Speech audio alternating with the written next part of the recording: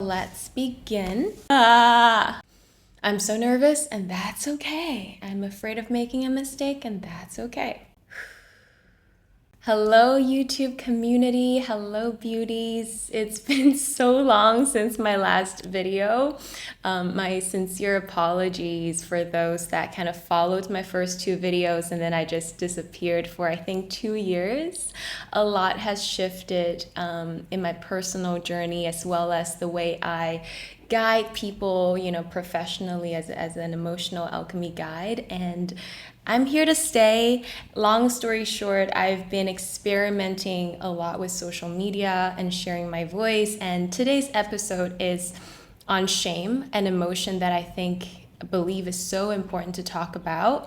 And just in the spirit of shame, you'll understand what I mean in a moment. Shame loses its power when we speak our truth and speak directly to it. And in that spirit, I just want to admit something, which is, I've been kind of experimenting with sharing my voice, my message, and with social media and this and that. Long story short is I felt really energetically burned out and like I was trying everyone's way, but it didn't light me up and it didn't bring me joy. It brought me a lot of frustration. And I just sat down and asked myself, what is the most natural way for me to feel connected to my purpose again? And a big part of my purpose is in sharing my voice, sharing my message, and guiding people in safe spaces, etc., etc.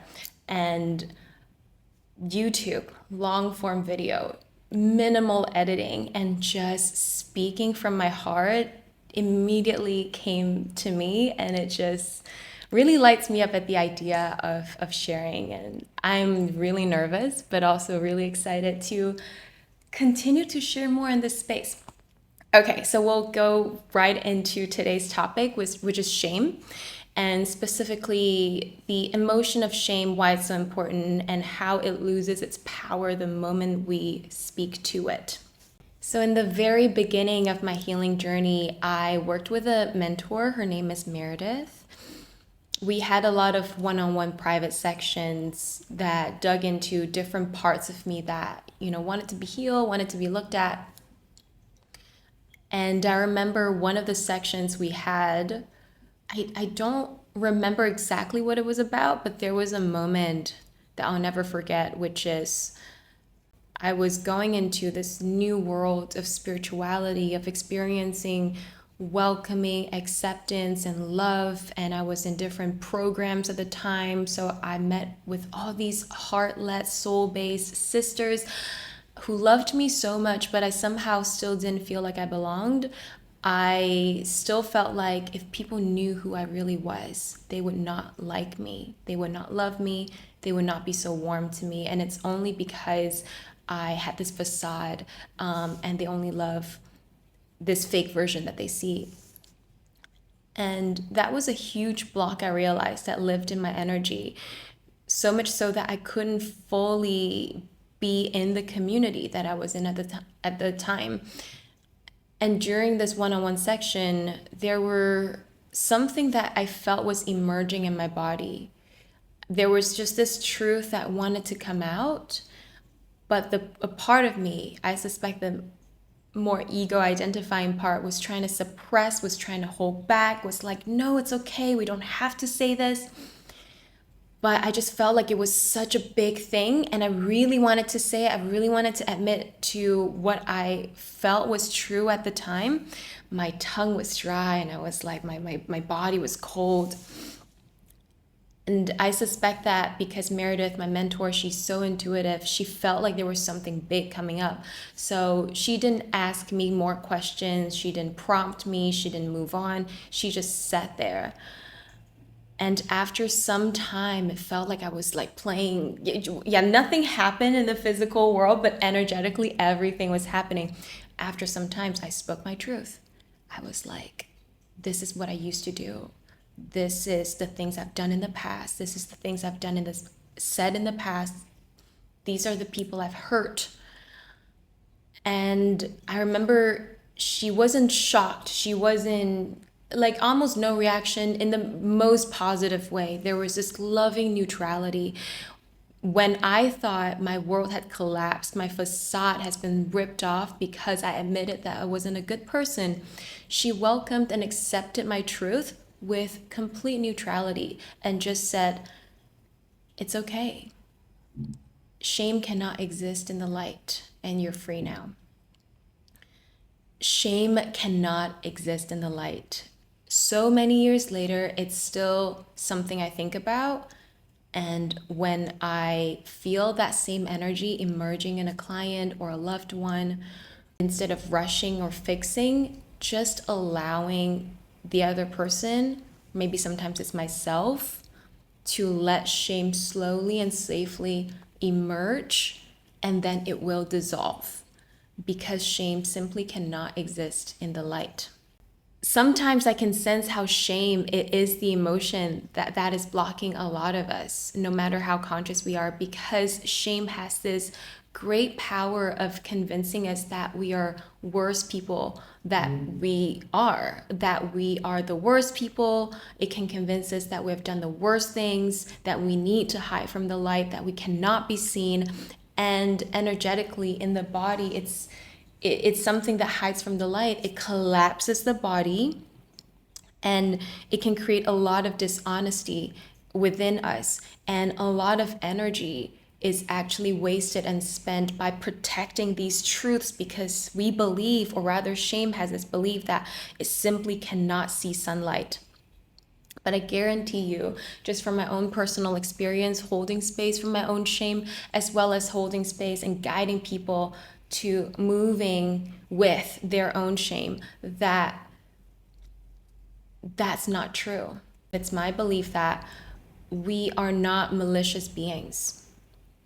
A lot of the times, even bad things we do, it's not because we're fundamentally malicious or evil or bad. It's because there are all these different stories and conditioning and emotion that's hiding from the light that convinces we have to act a certain way for self-protection, for love, for whatever it is. And shame is one of those emotions that has that power. And shame is a really interesting emotion because the remedy, the medicine, can be very simple. Shame collapses when we speak to it. Shame collapses when we speak our truth and we say it out loud. Which, of course, it's easier said than done, because if you've ever experienced shame, embarrassed of who you are, you know what I mean. That is just so hard, because we feel like, no, you don't understand.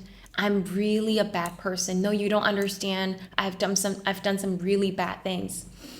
And whether you're holding space for yourself because you're on this journey of healing and growth, or maybe you are holding space for someone else, professionally or not professionally, remember this: if you feel shame coming up, that it convinces us we are worse people than we actually are. So I already spoke to this a little bit.